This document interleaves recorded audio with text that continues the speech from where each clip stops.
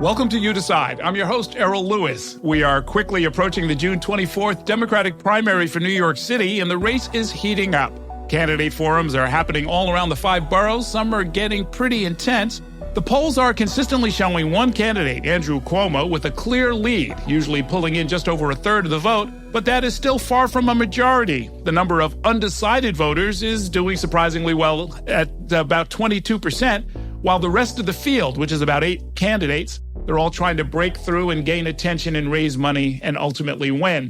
One of those candidates is Scott Stringer, born and raised in New York. He is a former state assembly member, former Manhattan borough president, and former city controller. He's pitching himself as a proven reformer, somebody who puts people over politics, and will fight for New York. His campaign website highlights milestones from his public service, including protecting Mitchell Lama tenants as a community organizer and working to end corrupt practices in the assembly, championing affordable housing and government accountability as borough president, and rooting out waste and saving taxpayers billions as controller. Scott Stringer, of course, ran for mayor in the crowded 2021 Democratic primary, earning key endorsements from the powerful United Federation of Teachers and the Progressive Working Families Party. But that campaign was upended by allegations of sexual harassment and misconduct, charges that he has denied and, in fact, has countersued for libel, one of the accusers. Now he is back with a renewed focus on experience and leadership and a vision for the city's future, and he joins us now to make his case to voters. Great to see you. Thanks for coming in. Errol, it's great to be on the podcast. Let me start with this. What happened in the last 4 years? I'm sure you've done this, that you would have prevented. What do you see on the screen? What do you see happening in the city where you say, you know what, if I were mayor, this either wouldn't have happened or I would have squelched it within a week or two? Great way to begin. Eric Adams would be running unopposed for re-election if I was city controller. I never would have allowed this corruption to fester for more than a month. I would have used subpoena power. I would have employed my investigative unit. I would have upended the pay-to-play. The truth of the matter is he got in trouble in part because government oversight allowed him to be in trouble. And as a result, he's not going to be the mayor. But look, my successor and others sleptwalk through the first couple of years of this. That's just a fact. Doesn't mean you're not qualified to be mayor, but let's face it, a Stringer controller moment, I mean, the world would have been in a different place. Well, yeah, say more. I don't think of the controller's office as having a lot of investigatory power. I mean, you can poke around in the books, you can ask a lot of questions, you can publish audits, including damning audits, including performance audits about how agencies are doing. But how would you have used those tools? First of all, you're right about the audits. So audits can take as long as 18 months. There's a set of rules and, a set of rules going forward that you have to deploy in order to get findings and make the audits credible. But I also established an investigative unit, trained auditors who had investigative experience to go in and look at some of the deals of the previous administration, worked with law enforcement on the Rivington scandal, sued the mayor, in this case Mayor de Blasio, when he would withhold emergency contracts long after COVID, took on waste, fraud, and corruption, and was very aggressive aligning our policy work and our investigative work and our audits to make real change. If you look at the audits on homeless shelters, for example, these were dangerous situations that kids in shelters were facing as well as individuals. We blew that up and exposed it. There's audit after audit, just holding the administration accountable. The best compliment I ever got was from a former city commissioner who said, given a choice between the Department of Investigation and arriving at my doorstep or the controller's office, I'll take DOI any day of the week. And part of what that was about was not really about me. It was really about my ability to attract the best and the brightest and rebuild and rebrand the controller's office, which is exactly my goal as the next mayor. The implication here is that your successor, Brad Lander, the current controller, who is also running for mayor, has not used the office in the best way and maybe let the Adams administration get away with stuff that he shouldn't have? I think it was a sleepy office, but not poorly motivated. I think he misjudged what the role of comptroller is, which is less about being cooperative and more about having strong oversight and being tough as nails. And that's what we need in the next mayor. And look, my experience is real and wide. I've served in the state legislature, worked with Democrats, but also had to navigate Republicans in the state Senate. As Manhattan Borough President, we basically invented community-based planning, put an urban planner on every community board, listened to the needs of neighborhoods, but also built out 3 university expansions that were controversial but necessary to attract people from all over the world to our city. I reformed the community boards, went to a merit-based selection process, got rid of all the gamemanship, in terms of political appointees. And as comptroller, Errol, we did major work, not just our audits, our investigations of the de Blasio administration, but we also tackled the inequality issues related to MWBEs. We could talk about that. And we also looked at how we could manage a pension fund successfully and also divest $4 billion from fossil fuel, divest from gun manufacturers, divest from private prisons. We did this working with our trustees. We consolidated the 5 pension funds, which never, ever happened. And I didn't do it legislatively. I got all the labor union trustees to work with me and agree to one investment meeting. That all fell apart after I left. But it was a great 8 years that prepared me for this moment. Unlike a lot of other people, including some of your rivals, you don't go around disavowing or denigrating the profession of public service, right? I hear all the time people saying, I'm not a career politician. I'm not a career politician. I'm thinking, when I go to the dentist, I'm looking for somebody who's like kind of a career dentist who spent many hours working on this stuff. You happen to be one of these people, and you came to it at an early age. So early, I almost wonder if you didn't really have a choice in all of this stuff. Let's talk about this. You come from a political environment, shall we say? I do. I grew up in Washington Heights. My mom ran for office in the city council when women just didn't run for office. The thing I saw when I was campaigning actively for her was we would go out and campaign and people would say to her, "Why aren't you at home with your husband?" And she'd say, "Well, I don't have a husband. I'm divorced." And then, "Why aren't you raising your 2 kids?" She says, "I'm trying, but they're a little wild. But this one's here with me, that's a good thing." Right. I'm raising him right now. But even before that, I started working for another cousin, a relative of mine, my cousin Bella Abzug, as a 12-year-old kid. And I spent my early days campaigning for Bella on the streets of Inwood and Washington Heights. And in my spare time, would go follow her to anti-war demonstrations, impeach Nixon demonstrations. So by the time I was 14, 15, I thought this is what everyone did, and realized as I got older that wasn't really the case. Yeah, I hate to tell you about the fun that you missed out on, but it sounds like you were having a different kind of fun. I mean, a campaign is actually a very exciting environment, and Bella Abzug was a very exciting campaigner. Yeah, it was an amazing time to hone my skills, and I just going down memory lane because I know you love this, and it always comes out in your podcast, but. I remember when I applied to the community board at the age of 16, and my mom was a city council member at the time. She said, "I can't appoint you to the community board. It's a terrible conflict of interest." I said, "Well, I'm not going to ask you." So I wrote a letter to Borough President Percy Sutton, and I remember being on the street with Percy Sutton and David Dinkins before he became mayor. And David Dinkins turned to me and said, "I think the borough president is going to make an announcement tomorrow." And then it turned out it was on the front page below the fold in the New York Times that Sutton had appointed 2 teenagers to the community board. So when people say to me, what about community-based planning? What about neighborhoods, having a say in development? I'm like, let me tell you something. I've gone to more community board meetings in my entire life than maybe anybody in New York City. City of 8 million people. Actually, that literally might be true. That might be true. Yeah.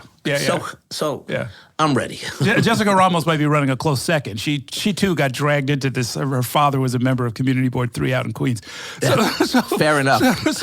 So you're in this environment. And this is actually going on. What's important with Bella Abzug and with your mom, frankly, is that they're pioneers. They're breaking barriers. And this is at the height, the white hot heat of the women's movement, right? I mean, so it's actually movement politics as well as the ordinary management of the city that you're being exposed to. I mean, we have come such a long way. You look at AOC today and, her stunning victory and the work that people like the Congresswoman, the work that the things that she's accomplished. And so many people stand on the shoulders of my mom, of Bella, of Gloria Steinem, of Marianne Kripsack, who Gail Brewer will tell you. That's where I met Gail in the 1974 campaign for Marianne Kripsack for lieutenant governor, the first woman statewide candidate.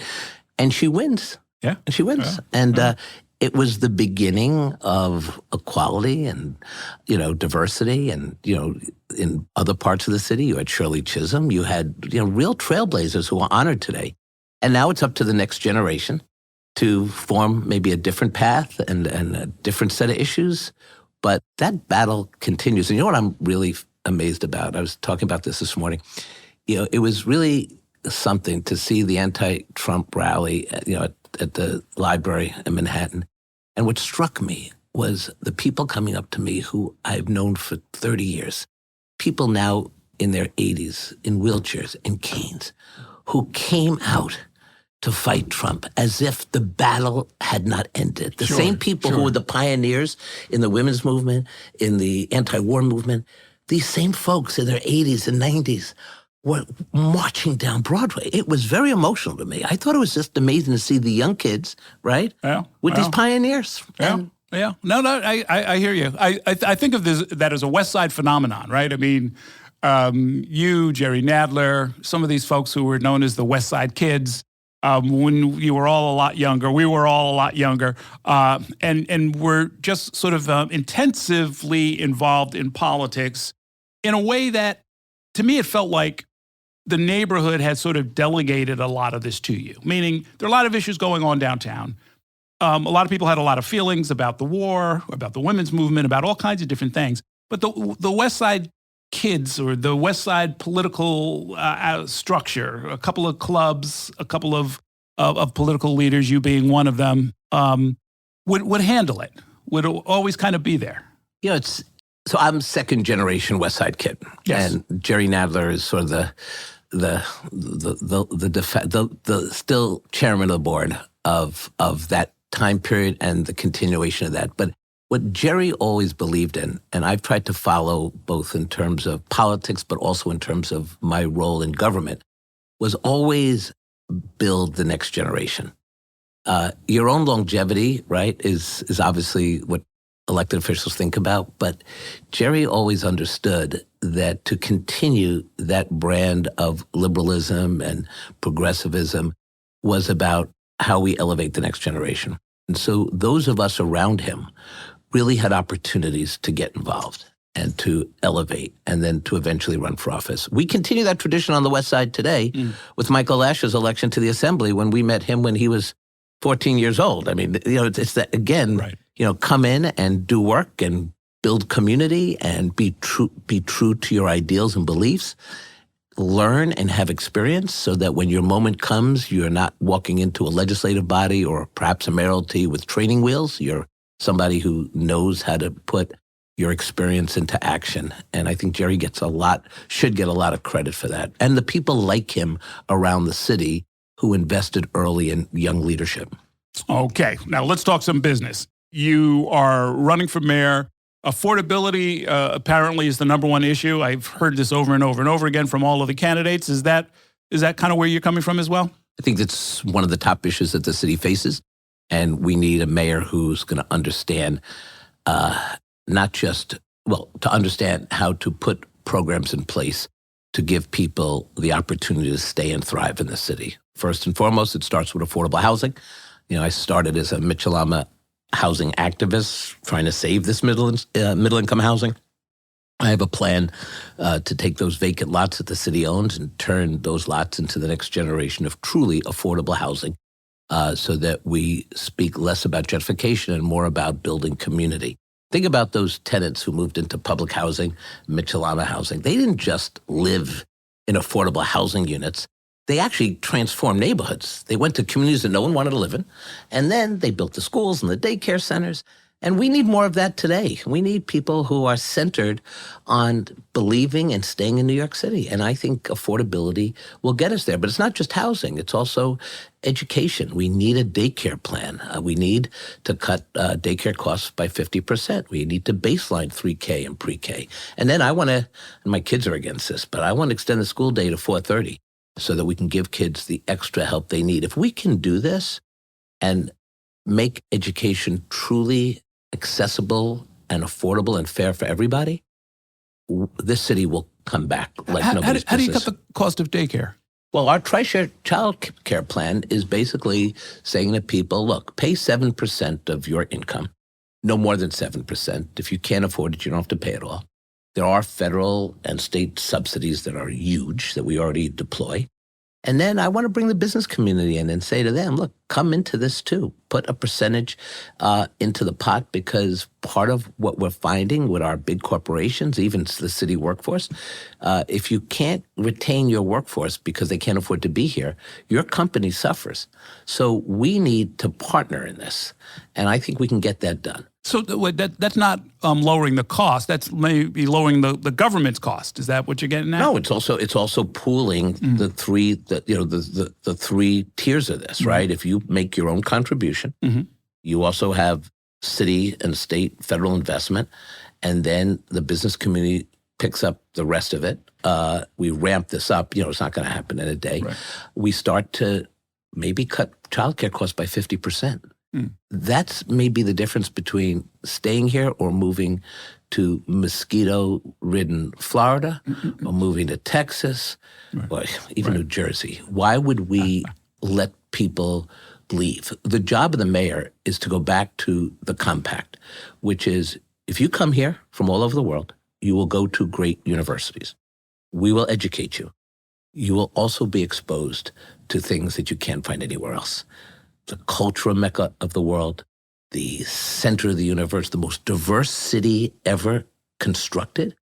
And we also have the greatest parks and playgrounds and streetscape. And that's the compact. In exchange for all of that, you stay here, you raise your family here, you pay your taxes here, you work in some of the greatest industries that New York is. Now we have a tech industry that's going to boom. The mayor has to shepherd that. And we've gotten away from that, Errol. We don't do the big things anymore. We don't do big events. We don't make this town exciting. Swagger is not hanging out in nightclubs. Swagger, to me, is governing well and getting the things needed to have a city that prospers. Yes, the cost of living here has spiraled. So let's put programs in place to get this done. And the one argument I would make to people, and this is based on my experience, is the shelf life of executives is getting shorter and shorter. We see that nationally with mayors and governors.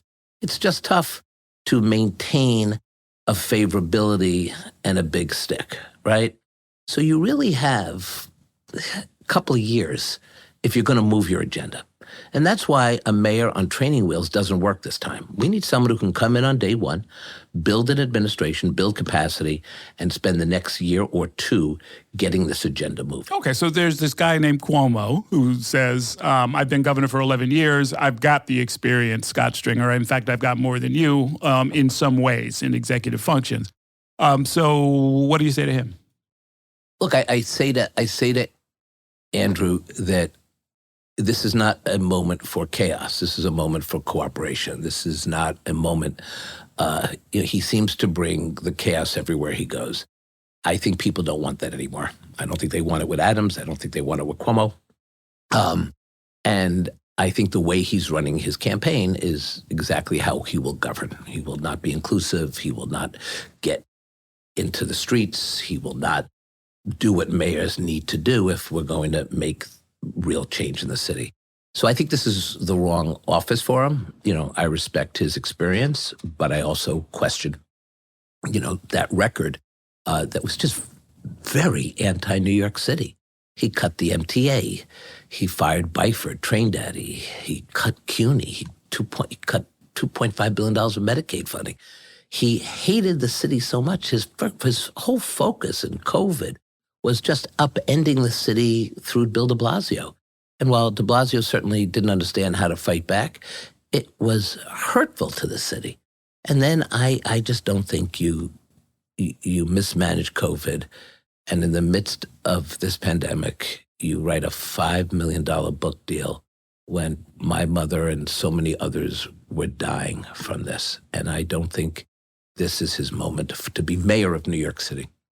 How would you have handled the pandemic if you were mayor at the time? Look, I think, I was there and worked with de Blasio. In fact, there was a moment when he called me up and he said, I want to borrow $5 billion to help the city. And I said to him, Mayor, you're the boss. I don't mean boss like Trump and Cuomo, so let me just not do that. You're our leader. Tell me what the financial plan is. And he said, well, I don't have a plan. I just think we should borrow the money. I said, well, if you borrow $5 billion, there's a $500 million debt service. So what are we getting for this? And I didn't let him do it because the comptroller had to sign off on it. He tried to do an end round to the state Senate. I followed him there. And so I tell you that story about COVID because in my role, I knew that someone had to be fiscally responsible and not simply play to the crowd. And that's what I tried to do as controller with COVID. And look, there were big decisions we all had to make. I remember being in my office, on that day that I became the first city official to shut down the controller's office. I remember sitting with our deputy controller saying, have we put the protections in place for the pension fund? Can we walk out and manage the pension fund? And we agreed after meeting with the staff that we could do that. And that saved lives of people I know. No one in our office got sick because we didn't understand what was coming. But we also were very responsible during that time period. The other big issue that I see talked about a lot on the campaign trail is mental health. It's unfortunate to me that it too often gets pulled up as part of a conversation about public safety. There are a lot of different reasons that, you need to help sick people get well. Public safety, I think, confuses the issue quite a bit. But tell me what your thinking is about that. Look, Cuomo put a lot of folks on the street and cut a lot of beds, did a lot of bad things for people who were very vulnerable. And I think we're still paying the price for that. But I think it's okay to talk about public safety and mental health because I don't think it's either or, right? When I take my sons into the subways and I look around and see people living out of shopping bags or sleeping literally on the trains. I know, because I'm a kid from Washington Heights, grew up here, back in the day. I know they're in no danger to anybody but themselves, and somebody has to help. And I really liked when Eric Adams said in his campaign, I'm going to align policing and mental health, because in some ways it can be very positive to go together, to make sure that we protect people and that we also help people and we also protect mental health workers. And none of those programs were realized. And I think I am qualified to operationalize a mental health program, working with our 11 public hospitals, making sure that we're not just picking people off the streets, off the streets, or worse, taking people out of the subways, dumping them on the streets, or putting them in a hospital for 48 hours. Why do we still do that? People come out in 48 hours. They're back in the streets. They're back at Grand Central. They're back at Penn Station. They're back in front of the church or the shul. And we need to have a plan to track them and help them. Some need medication. Many need supportive housing. So we have to align all of these issues and align the legislature and the governor to get the thousands of people. It's not hundreds of thousands, but it is thousands of people who need this help. But I do think it's having agencies working collaboratively and together. It cannot just be mental health in the mental health lane. And I also think if you really want to extend this, and I see this in the public school system, there's a lot of kids who didn't have iPads, who were stuck in their homes because their parents were afraid to death that their kids would somehow get COVID. We didn't really have any understanding of the science, that our kids were actually pretty safe, but we didn't know that at the time. And we have a whole generation of children who literally lost a year out of the most important moment in their lives. We are not addressing mental health in the schools. We're not doing preventative work. And we're not identifying the signs of mental health or physical issues early in a child's life. So January 1st, if you're mayor, what do you do about that?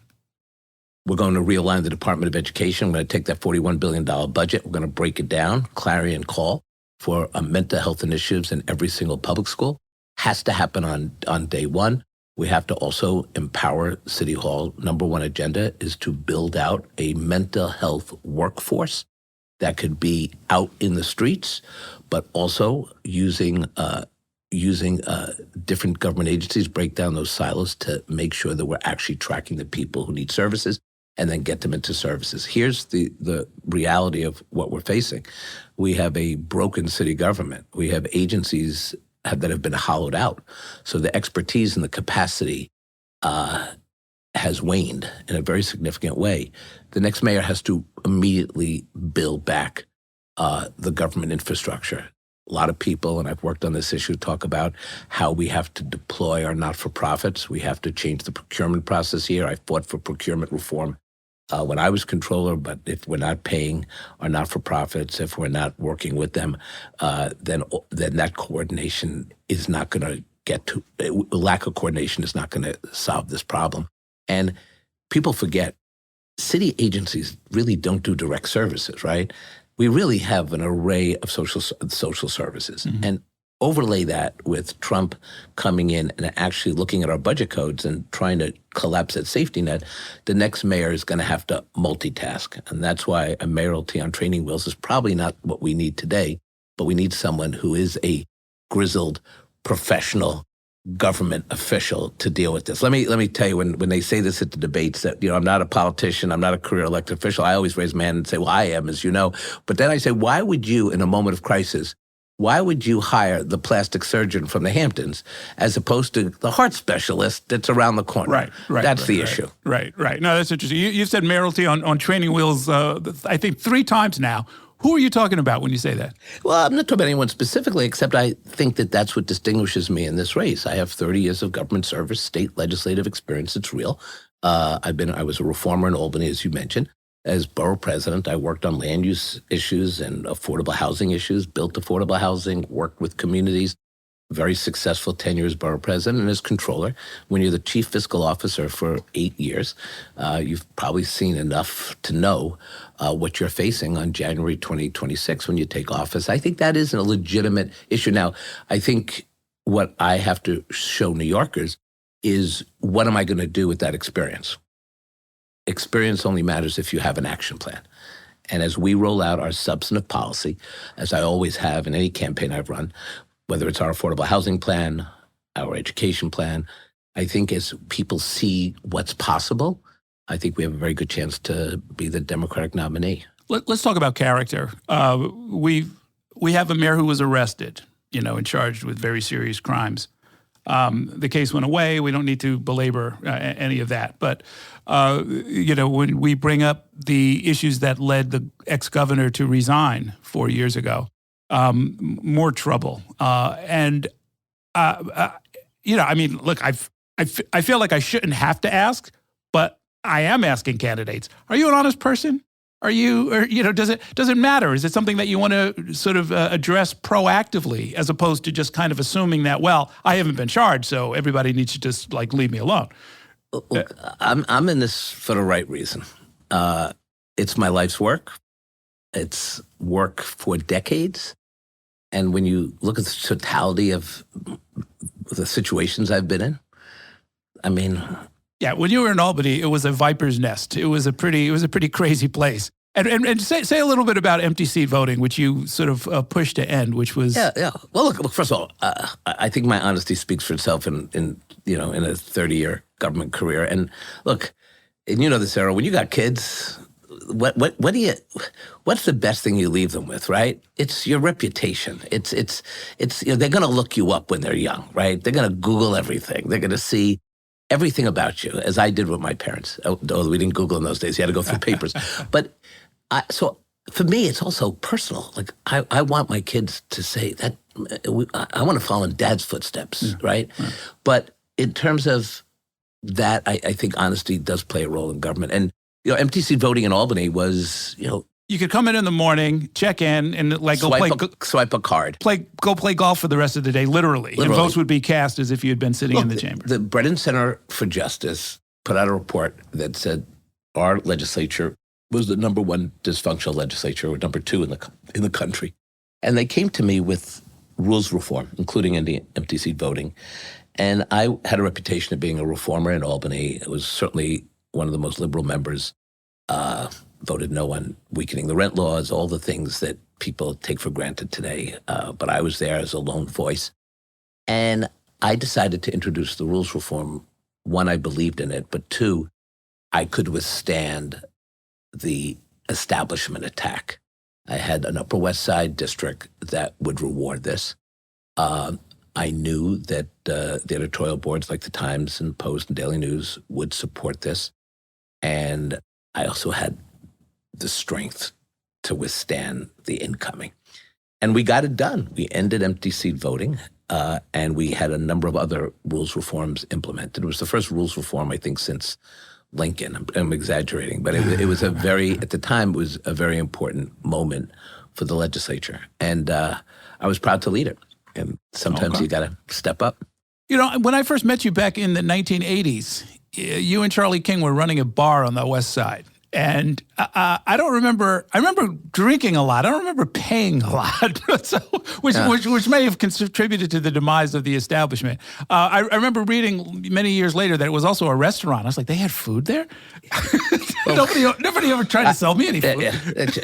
Charlie and I didn't. We went on to do better things, but I guess we were always secretly wanting a career in politics. So people like you come in. Come on, it's on. On the house. Yeah, it's on the house. We knew Errol would be the star of New York one someday. No, I thought back then I was going to be a politician. Even better. We were thinking about a citywide race endorsement. No, I don't know. So I mean, I only bring that up because we've talked about how you've been a career public servant, but you have tried some other things.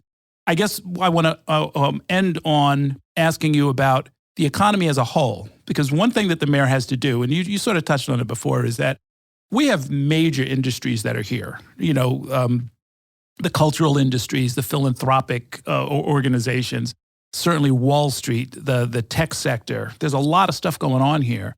And there's a need for a mayor who knows how to manage that, not to simply give it away, not to be steamrolled, not to be bamboozled, but also not to try and tax it out of existence, right? I mean, that sector is looking for somebody to work with. You're putting yourself forward as somebody who can do that.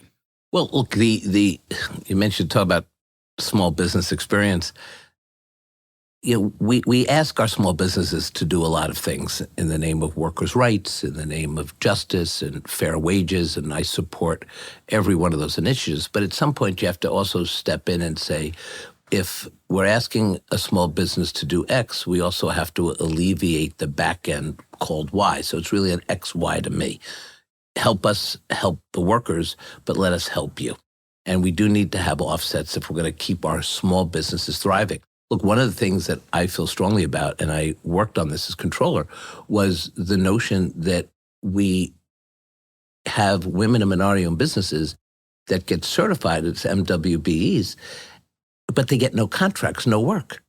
And the reason we want them to have an opportunity to compete fairly for city contracts is because those small businesses are very often not in the central part of Manhattan, but actually in Brooklyn and Queens, in diverse communities. So those businesses hire locally, hire diversity. When I was comptroller, I letter graded every single agency. Including your own, I remember that. Including my own, and said, so we certify MWBs, let's have a parade, but no agencies are giving contracts. And I remember a young African-American woman at one of my roundtables saying to me, Scott, I have a contract. I'm a publicist for Nike, which is a very big deal for someone of my generation. And yet I can't get a contract from the Department of Education. And she said, I want to tell you why that's important. Because when you get a city contract, you've gone through all the vetting, the investigations, the DOI. She said, that means I can compete anywhere in the world. And that's why I letter graded the agencies. A's and B's, but mostly C's and D's. I gave the controller's office a C. Took me 3 years to get a spend with a diverse group of vendors. It's hard work, Errol. That's why I appointed the city's first chief diversity officer, Carol Wallace. Never been done before. And I did this work because I recognized that when we think about the economy, we have to, yes, think about the tech companies and the big giants that we want to keep them coming here and staying here. We don't want them in Florida. But, there's an economy that's worth billions if we own it. Unfortunately, when I left the controller's office, that initiative fell apart. But I will bring it back with the next controller and with the mayor. And I'm going to ask the next controller, no, you letter grade my agencies. Give me a week's notice before you do it. But I need you to hold our people accountable because the economy, that economy matters to us. I've seen you on the campaign trail, I guess it's anecdotal, but sort of saying, hey, rank me as your number 2 choice. What's your strategy for winning? How does that play into all of this? I don't really mean that. No. Look, I think all the candidates on the stage know that at some point there is going to be ranking decisions that the voters have to make. And I see it in the streets now. People used to say, hey, I'm voting for you. Now people say, well, you're in my rank. And I say to them, well, I got to move you up a little, right? And that's this new way of voting and strategizing. But I would say this, I'm not over-strategizing the strategy. I'm asking people to vote for me because I think people are buying what I'm selling. And then down the line, and I know it sounds down the line like the election's tomorrow, but take it from me, 7 weeks is an eternity. 5 things are going to happen in this race that you and I have no idea. And I do think, when I say rank second, it's also a nod to the people in the room who are trying to sort out, some very good candidates. Okay. We've talked, I think it's been beaten to death, but it is worth mentioning back in 2013, you were part of a very contentious race against another ex-governor who had resigned, and it was Eliot Spitzer versus Scott Stringer. I remember moderating a debate, one of the wildest ones I've ever been involved in. You two really went at it. I think it's online. People should go and check that out. It really was something. It was me and Brian Lehrer. I remember he looked at me, I looked at him. We just kind of sat, and you guys just went at it. We didn't, no rules. It was kind of like a freestyle.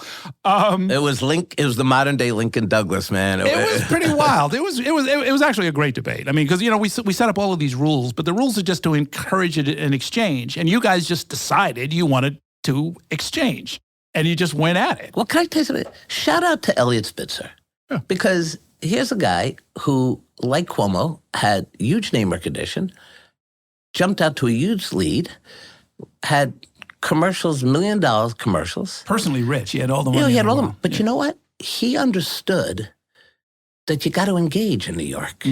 And he went after me right back. And he never thought he was better than I was. Even when he was 20 points ahead, he treated me with respect as a worthy opponent. He obviously thought he would do a better job.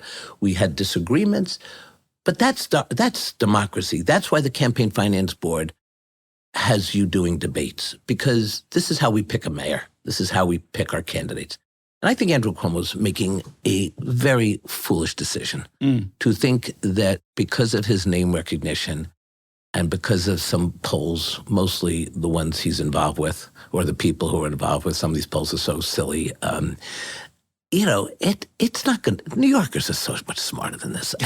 I just think it's a colossal failure. But look, to the point, I was 20 points behind with 3 weeks to go.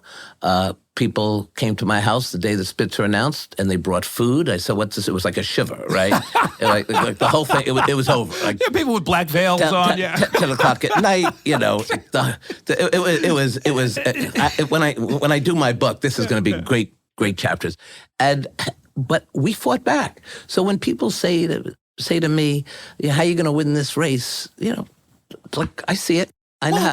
What happened in that? I remember seeing you during that campaign, and everybody people were treating you with pity and, and horror at what was about to happen.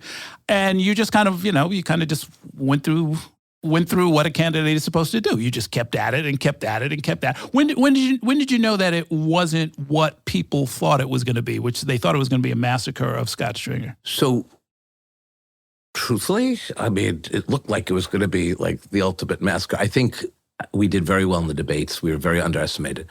I really knew the office because I had prepared to run for it. But look, I will tell you, because you get everything out of me. The last week of the campaign, Quinnipiac, it was basically dead even, but there were a couple of polls on the weekend that showed me 2 points behind, which usually means, this is not ranked choice, it usually means you're probably falling short. So I said to my wife, look, I think we came very close. I will get a job when this is over. But I don't think I'm going to win. And it was, obviously very upsetting, but I had to tell her it was Sunday night.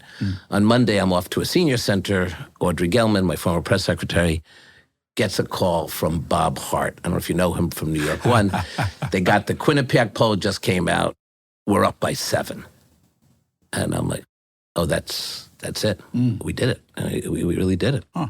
And I said, oh my God, I got to call Elise and tell her, because I left her. She's like, okay, stop. We'll talk about this on Tuesday. I don't want to hear any more about polls. Goodbye.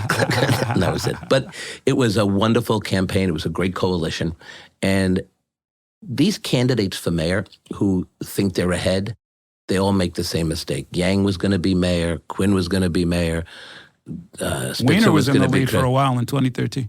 Weiner was going to be mayor. They're all going to be mayor. But the voters have a different path. They will figure out what they want. If they want what I'm selling, I'm going to win the primary. If they want something different, then I won't. But it plays out starting now. And I'm just going to speak my truth and see where this goes. I said to my son, Miles, this is my last campaign. He said, because it's his last campaign. The family's ready to go. And keep in mind, we have millions of dollars to go on television. We've raised this money, $250 at a time. And so I'm excited about this. Okay, sounds good. And ladies and gentlemen, as we say, the title of the podcast is You Decide. Thanks a whole lot for coming by. Good luck. We'll see you out there. Thank you, sir.